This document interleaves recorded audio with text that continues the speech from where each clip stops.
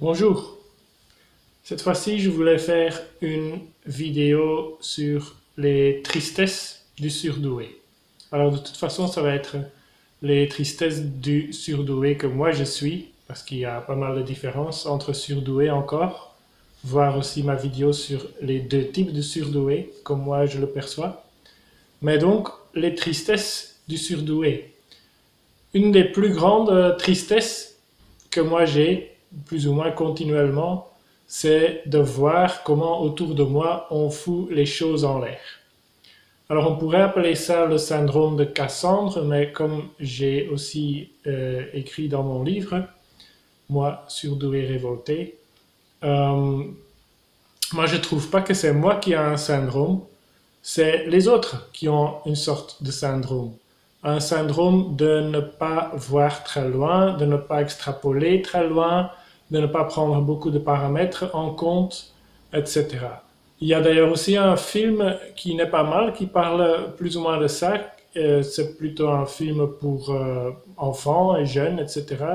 Mais il est bien en fait, et il s'appelle Kirikou. Je ne sais pas si vous connaissez ça. Si vous ne connaissez pas, ça vaut la peine d'aller jeter un coup d'œil. Et Kirikou est un jeune enfant qui voit et prévoit ce qu'une sorcière va faire avec le village, mais les villageois ne le voient pas. Et donc, ils sont en train de vivre leur vie, de faire la fête, etc. Et Kirikou vient et il dit attention, ce truc-là, c'est un piège. Par exemple, il y a une sorte de cadeau qui vient vers le village ou un bateau ou des choses comme ça. Et Kirikou regarde et dit attention, c'est un piège. Il ne faut pas le prendre, il ne faut pas jouer avec, il ne faut pas aller dedans, etc. À chaque fois que ça se passe, les autres se fâchent contre lui et disent ah, t'es un casse-couille, c'est toujours la même chose, on est en train de s'amuser et voilà, tu viens chier dessus. Et puis ce qui se passe, c'est que c'est en réalité, bien sûr, un piège. Il y a tout un désastre qui se déroule. Et puis à la fin, il y a à chaque fois Kirikou qui sauve les villageois. Et une fois qu'ils sont sauvés, ils sont là, ils chantent et ils dansent. Kirikou est notre ami, Kirikou, il est génial, etc. Mais puis, un petit peu après, de nouveau, ça revient à la même chose. Il ne prévoit de nouveau pas qu'un piège est un piège, et on recommence, etc. Et donc, il y a aussi une histoire dans l'histoire grecque, qui est l'histoire de Cassandre, de Troie. Donc, ce qui se passe là, c'est le fameux cheval de Troie, euh, qui est près devant les portes de Troie, qui est donc bien sûr le piège classique. Euh, et il y a Cassandre de Troie sur les murs de Troie à l'intérieur qui regarde ça et qui dit aux autres ne rentrez pas ce cheval de bois dans Troie parce que c'est un piège. Il y a quelque chose de bizarre avec ça, il ne faut pas faire ça, c'est dangereux. Les autres ne la croient pas. Euh, la nuit, le soir, on laisse rentrer le cheval de Troie et la nuit, de ce immense cheval de bois sortent plein de soldats qui massacrent la ville entière. Et ce qui est intéressant, comme beaucoup de choses dans la mythologie grecque qui sont intéressantes, c'est que l'histoire de Cassandre, c'est qu'elle a eu son don d'un dieu, Apollo, de prévoir le futur, mais comme Apollo s'était fâché contre elle, parce qu'elle ne voulait pas coucher avec lui, il a ajouté une sorte de malédiction à ce pouvoir de prévoir le futur, et c'est la malédiction de personne n'allait la croire. Alors, comme beaucoup de choses dans la mythologie grecque, il y a un lien très fort avec certaines réalités de l'existence humaine, ou plus précisément des existences humaines en pluriel. Et donc, si on y réfléchit, et peut-être un peu aussi dans le cadre de la surdouance, il ne faut pas une malédiction pour ça, ça va de soi.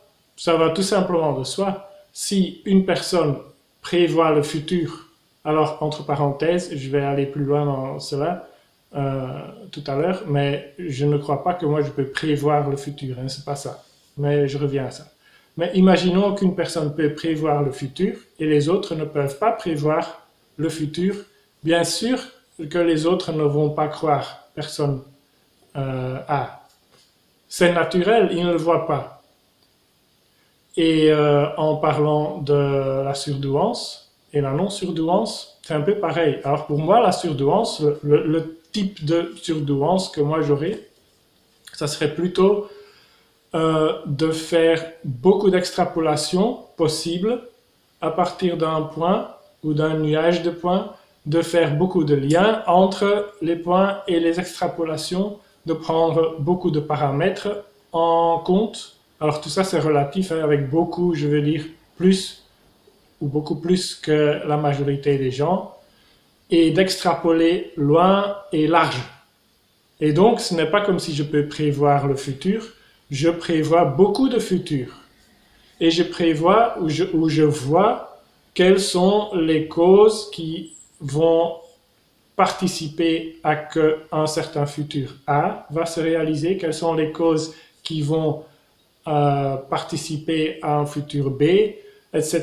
Et il y a ce jeu de causes qui se retrouvent entre eux, qui font des trucs entre eux, et ça va définir quel va être ce futur. Alors je ne peux pas dire ça va être futur C, je peux plus ou moins dire c'est plus probable que ça va aller par là, mais on ne sait jamais. La probabilité, à la fin, ça ne veut rien dire, parce que quelque chose avec une probabilité de 0,01%, au moment où elle se fait réalité, elle est 100% réalité, et c'est possible. Donc à la fin, ça ne dit pas tellement grand-chose non plus. Mais donc, me voilà en tant que surdoué, bien sûr, avec ce syndrome de Cassandre. Mais maintenant, je veux un peu renverser cette histoire et imaginons que moi, comme moi je me sens, je suis normal. Moi, je me sens normal. Moi, je me sens aucunement, je sais pas quoi, génie ou quoi que ce soit. Je me lève le matin, je fais plein de conneries aussi pendant la journée et je me trouve tout simplement normal. Voilà, je suis là.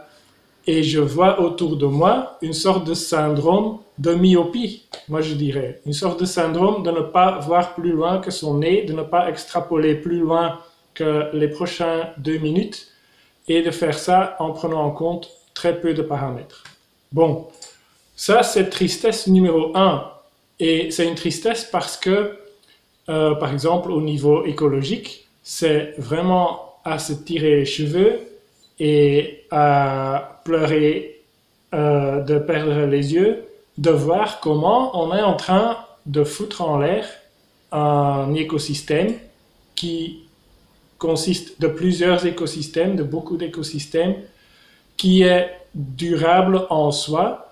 Tant qu'il y a du soleil, ça pourrait, en théorie et en pratique aussi, se renouveler interminablement, d'une façon de faire un environnement génial où on peut être vraiment bien, et on fout ça en l'air parce qu'on ne voit pas plus loin que son nez. Alors peut-être vous allez dire non, c'est pas pour ça, c'est à cause d'avarice, c'est à cause d'une mauvaise éducation, c'est à cause de je sais pas quoi. À la limite, ça peut ajouter un tout petit peu au problème. Mais je reviens à ce que j'ai dit aussi dans une autre vidéo sur l'écologie et l'environnementalisme.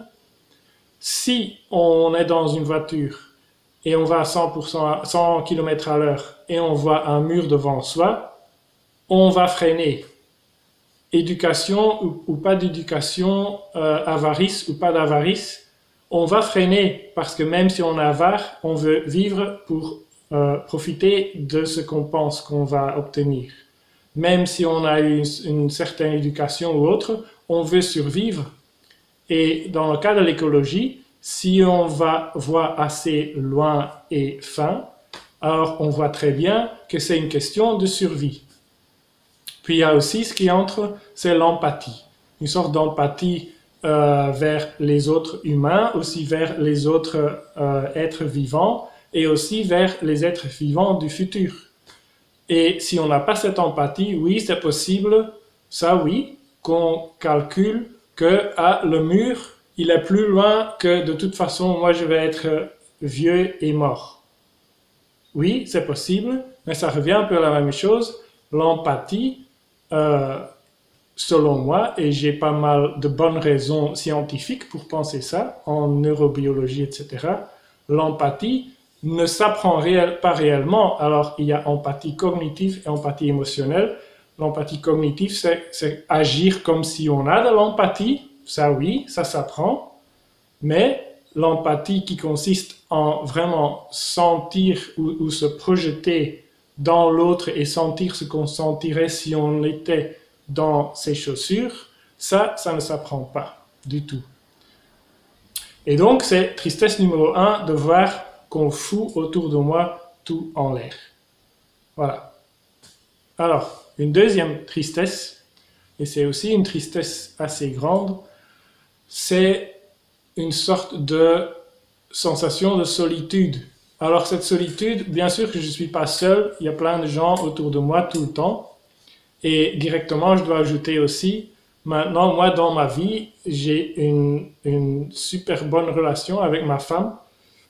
Et on est vraiment très bien ensemble. Il y a mon fils aussi, où on est à 3, super bien ensemble.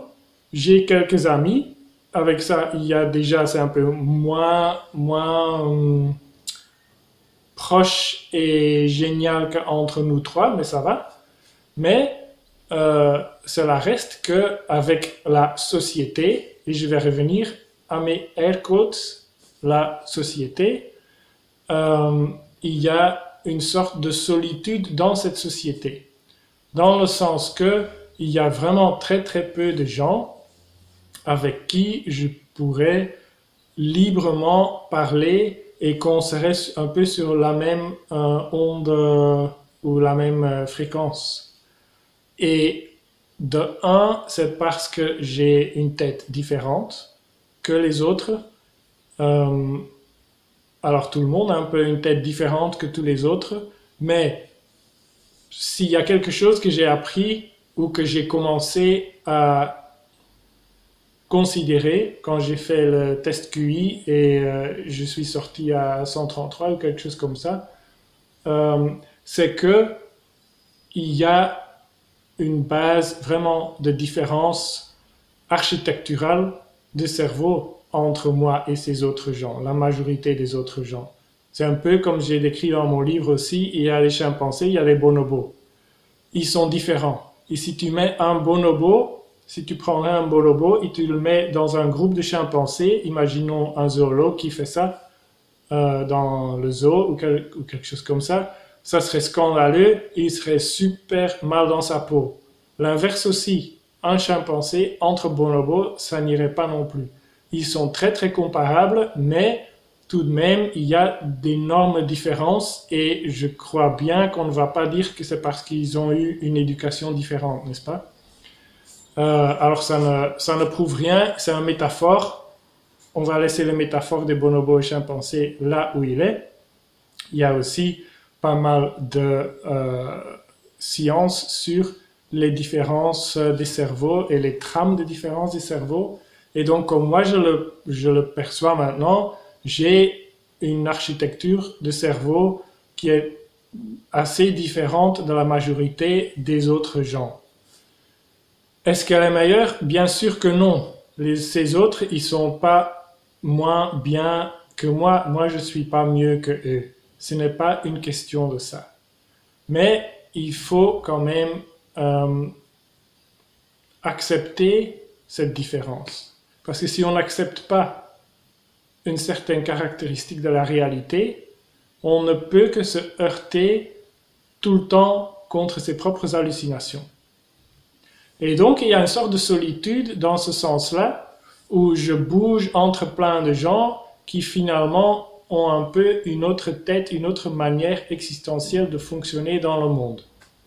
D'ailleurs, il y a une étude intéressante aussi, où on avait regardé le fonctionnement cérébral des gens qui étaient amis et moins amis et pas amis du tout. Et en fait, les gens qui sont amis, leur cerveau fonctionne assez de la même façon. Donc, face à certains stimuli, le cerveau va réagir immédiatement et de manière biologique d'une manière très comparable.